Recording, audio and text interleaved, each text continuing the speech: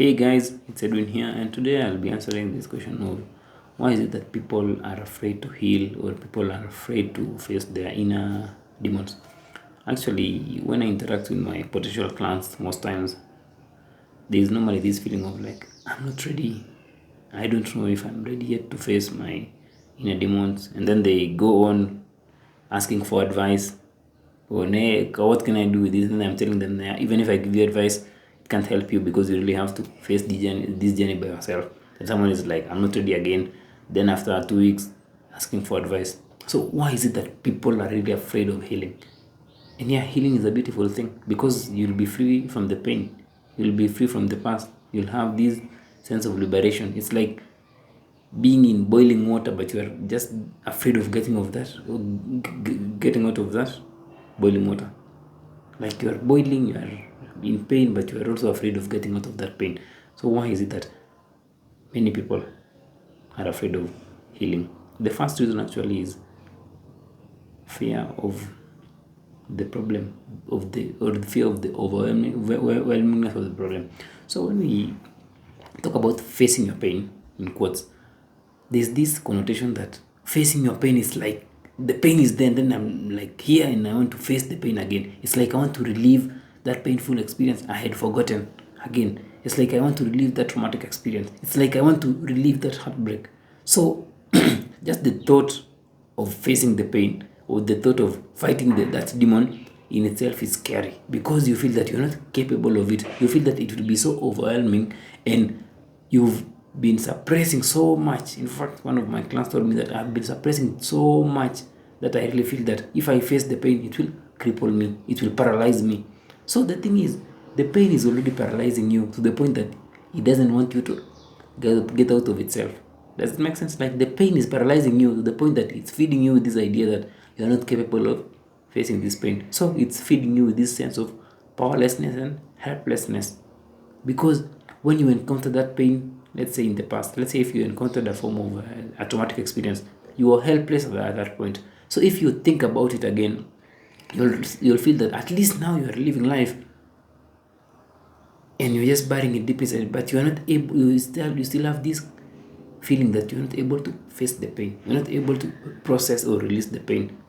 So the thought of processing the pain just seems so overwhelming. So that's why you'll shy away from doing the actual healing and releasing and processing the pain because you really feel that it will be so overwhelming to you and you have this false identity that you are such a powerless person. The second reason is lack of awareness. So awareness is just understanding that these things, these emotional wounds, these emotional scars are real. They are there. They are deep inside us. They are buried in us. So when you lack that self-awareness, when you don't really know about these things, you don't know about trauma, you don't know about, say, childhood wounds, you don't know about these negative beliefs, you'll water it down and say that there's no problem. That's just something. I'll just live with it. I'll just push it aside and just live my life. After all, currently I'm living a better life. I might be having a good job, good relationship, or I might just be surviving, enjoying life. So when you lack that self-awareness of the effect of these things in your daily life, you might be struggling with some bit of addiction, spending, or just something in your life is feeling off. But when you lack the awareness to understand that those things which are feeling off in your life are as a result of those emotional wounds, you'll not be bothered so much to really introspect or to really dig deeper into it. No, you just push them away. And that's why you'll not even bother about seeking help to heal those things. That's the importance of this kind of videos. It helps you with just understanding that some things in your life are beyond your control. Like most of the aspects in your current life are as a result of your past experiences. And those past experiences now are shaping your current life circumstances. So if your past experiences were mostly negative or traumatizing, then your current experiences, your current fears, your current anxieties, your current stresses are mostly because of your past emotions, past stuck emotions. So when you understand that, you can now start this process of introspecting and finding the root cause of the problem and trying to just self-reflect and just trying to ease yourself in and be willing to face those inner fears. The third reason is comfort. Comfort is a common one. Actually, wherever you are, if you stay in a place for a couple of times. Let's say if you stay in a place for a month, 3 months, 4 months, 1 year, it becomes your comfort zone. And no one wants to get out of their comfort zone because they understand how to maneuver it. You understand the fears. You understand the crawling creatures in that comfort zone. You understand the kind of temperature in that comfort zone. You understand the lighting in the comfort zone. Even if it's a dark room, you've gotten accustomed to this dark room to the point that you understand how to maneuver it. You understand that when you have some pain, you can go out and have a drink, or you can look for, when you are lonely, you can look for another girlfriend. Like, you really understand how to maneuver these deep feelings or this pain. So it is just this familiar place to even your mind. And something about the mind is it always loves this place of comfort and familiarity because it knows what to expect. Even if it's painful, it knows that if I get anxious, I'll do this. If I get anxious, maybe I'll go out and take a walk. So, because the mind has gotten used to the predictability of that uncomfortable emotion, the mind will always strive to keep you there because it doesn't want to go to this place of freedom away from that anxiety. Because, yeah, I know how to cope with it, I know how to live with it. So that's why you are afraid of facing that pain or healing, because it is a comfortable environment and you know how to handle it. The last reason is outside forces or external pressure. So mostly when we talk about therapy or healing, there's just sometimes this negative outlook towards it, like it doesn't really work, or those things are not priorities. Let me just focus on my career. Like, working on yourself is not really something, even like, let's say for my country, like it's not a Kenyan thing, or it's a white person's affair, something like that. That's what we mostly say. So when something is seen as not ours, yes, you are in pain deep inside, but when it's seen as not ours, then this pressure will mean that there is no need for you to heal. And actually, you don't need any healing, because healing are for those people who have mental issues, not really mental health just for your mental growth. No, the general aspect is when you are really in deep shit, that's when now you can go and see a psychologist or see a therapist, because you are really in a bad situation. Not even for your own personal growth. We don't see it as a place of growth and a place of expanding your consciousness or expanding your freedom. No, we see it as a place of those people who are really in deep shit, who need to seek help. And actually, no, it's not really that way. Anyone needs some help, because if you try to solve your own problem, sometimes you'll always be biased, because you are solving it from the same identities you've been solving past problems. That's why you find yourself stuck. But when you go seek help, you are getting a different perspective away from your biases.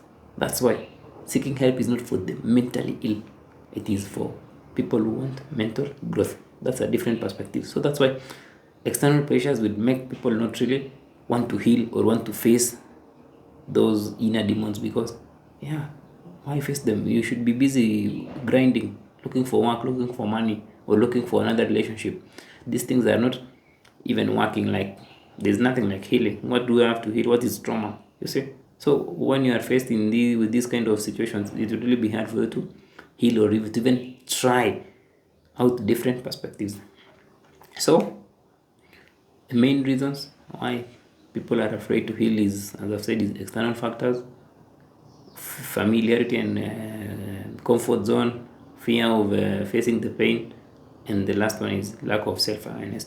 But as for you, don't focus so much on all these things, like the pressure, the comfort. Just focus on you. Like, ask yourself a question: without those anxieties in your life, without the stress in your life, without that lack of confidence, that low self-esteem in your life, like without all those things which are holding you back, where would you be?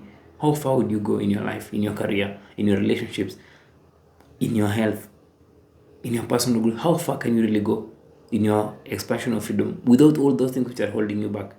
Anything which is holding you back, because as long as something is holding you back, it's from the past, and you can't really go far when something is holding you back. You'll always be limited. You'll always have this small space of expansion. Now, like, ask yourself this: how far can you really go?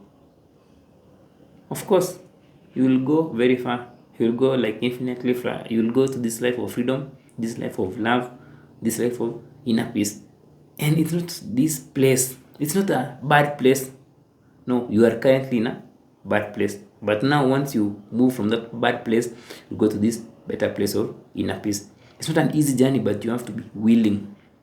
And if you really want to take the small steps, is get out of those people who really discourage you from working on yourself and start even associating with people who are really trying different things in life, trying different perspectives, not just hanging out with the same friends you've been hanging out for the past 20 years. No, look for different friends, people who are doing things differently, but on a positive way, just to really see what's possible for you once you start this journey. So it's all about your willingness and commitment. And actually, there is nothing like it will be overwhelming. No, it's currently overwhelming where you are. So, as always, if you are willing to go the long way in this journey, or even if you don't know what this journey implies, just book a free breakthrough call with me and I'll explain to you what it means, and I'll show you a perspective of what breakthrough looks like. Hope you found that informative, guys. Until next time, have a nice day.